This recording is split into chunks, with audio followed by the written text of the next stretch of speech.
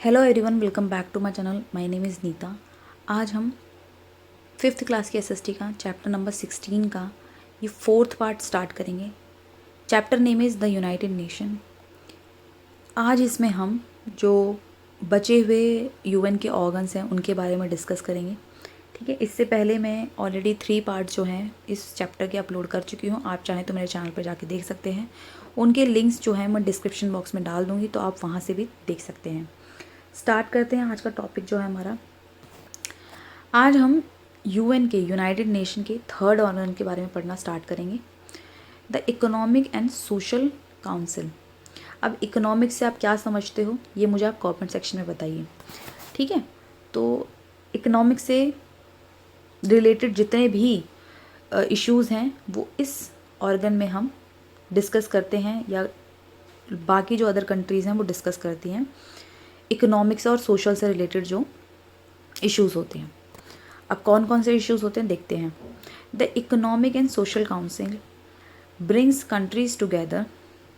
जो economic and social council के जो भी कंट्रीज़ हैं वो एक साथ इकट्ठा होती हैं और प्रमोट करती हैं इकोनॉमिक एंड सोशल प्रोग्रेस को, ग्लोबली प्रमोट करते हैं।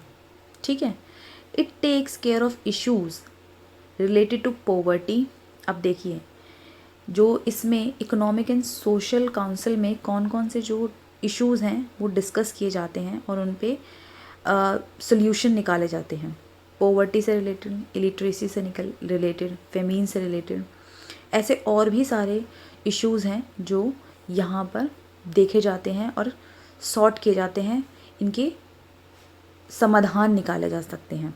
ठीक है, अराउंड द वर्ल्ड। और ये पूरे, जैसे कि हम बात कर रहे हैं ना, द यूनाइटेड नेशन ऑर्गेनाइजेशन, ये वर्ल्ड इंटरनेशनल ऑर्गेनाइजेशन है, तो ये वर्ल्ड वाइड काम करती है। एंड सच सॉल्यूशंस, और ये सॉल्यूशंस भी देती है। The council has 54 members. इस काउंसिल में 54 मेंबर्स है। आप मुझे अब ये बताइए कि जनरल असेंबली में कितने मेंबर्स हैं। ठीक है, कमेंट सेक्शन में ज़रूर बताइएगा आप। मैंने पिछली वीडियो में ये चीज़ डिस्कस की है, अगर आपने मेरी पिछली वीडियो देखी होगी तो आपको ये चीज़ पता होगी। Elected for a period of 3 years.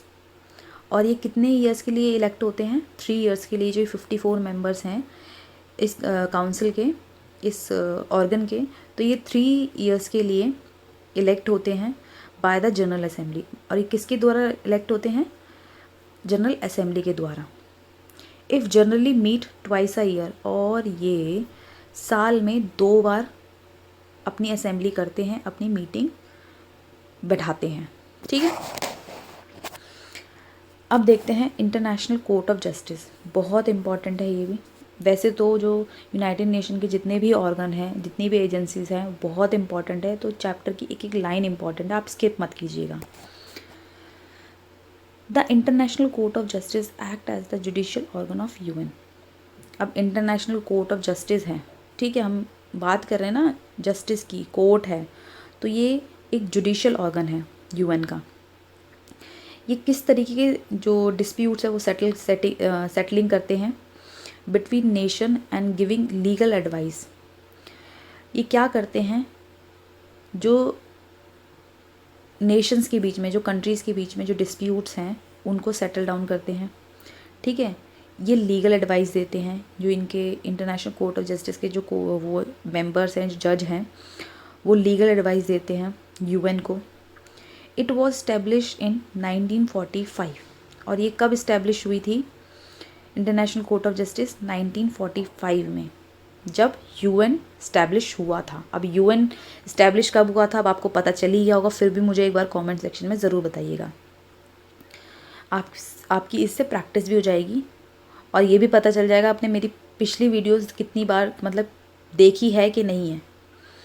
It is situated in hog,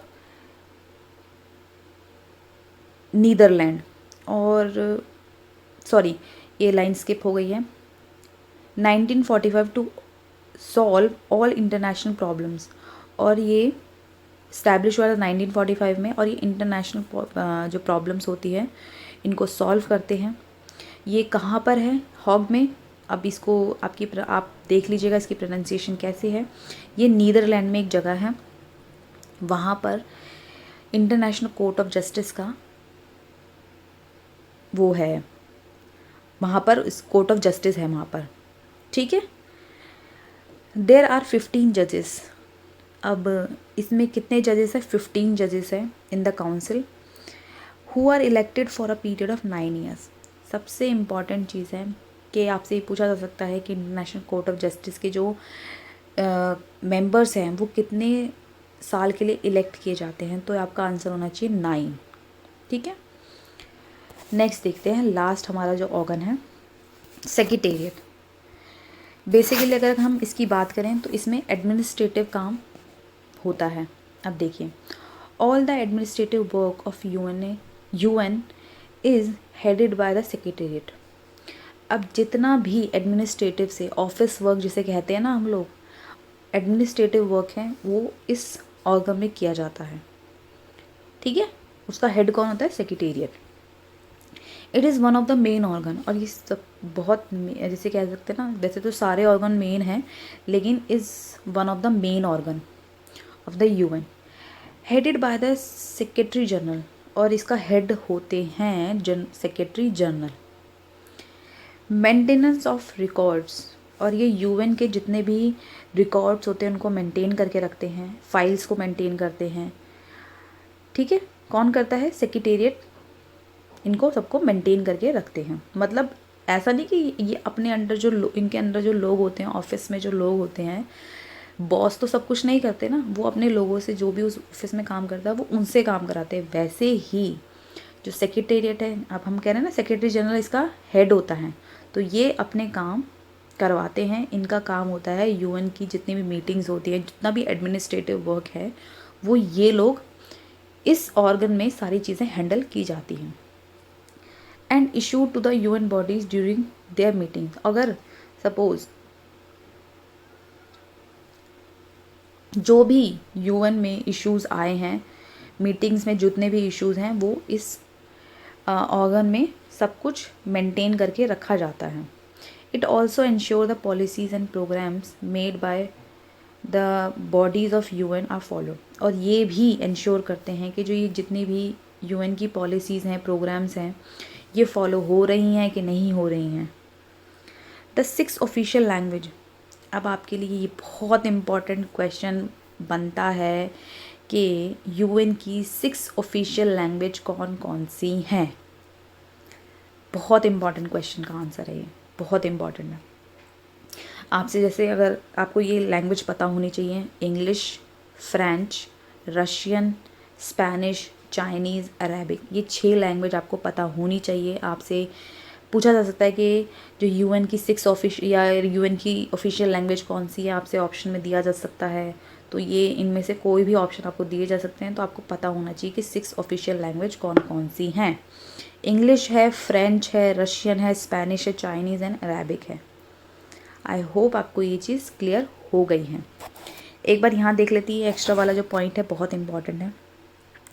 some contribution of India to the UN. अब इंडिया का कॉन्ट्रीब्यूशन ना हो यूएन में, ऐसा हो नहीं सकता। तो देखिए आप, the first Indian women president of UN. अब फर्स्ट इंडियन वुमेन जो हैं प्रेसिडेंट कौन रही हैं यूएन की जनरल असेंबली की? विजय लक्ष्मी पंडित। इम्पॉर्टेंट है, आपसे पूछ सकते हैं कि इंडियन वुमेन कौन है जो जनरल असेंबली की प्रेसिडेंट रही हैं, ठीक है, यूएन की प्रेसिडेंट रही हैं, तो वो है Vijay Lakshmi Pandit. Doctor Nagendra Singh served as president. कहाँ के वो प्रेसिडेंट रहे हैं? इंटरनेशनल कोर्ट ऑफ जस्टिस के। 1985 से 1988 के बीच में डॉक्टर नागेंद्र सिंह ने यूएन के इंटरनेशनल कोर्ट ऑफ जस्टिस के वो प्रेसिडेंट रहे हैं, ठीक है। आई होप आपको ये चीज़ क्लियर हो गई है। अगर कोई डाउट है प्लीज़ मुझे कमेंट सेक्शन में ज़रूर बताइएगा। टॉपिक से रिलेटेड कोई भी प्रॉब्लम है कमेंट सेक्शन में ज़रूर बताइएगा, मैं आपके कमेंट्स ज़रूर देखूँगी, ठीक है। तो यहाँ पर अपनी वीडियोस जो हैं ख़त्म करते हैं। यहाँ पर हमारे जो यूएन के ऑर्गन्स है वो ख़त्म हो चुके हैं। नेक्स्ट वीडियो में हम एजेंसीज़ डिस्कस करेंगे, ठीक है। तो मिलेंगे नेक्स्ट वीडियो में। अगर आपको मेरी वीडियोज़ अच्छी लग रही हैं, लाइक शेयर सब्सक्राइब कीजिएगा, और आप मेरे साथ टेलीग्राम, इंस्टाग्राम और फेसबुक पे भी जुड़ सकते हैं। Till then, thank you so much, thanks for watching this video, bye bye.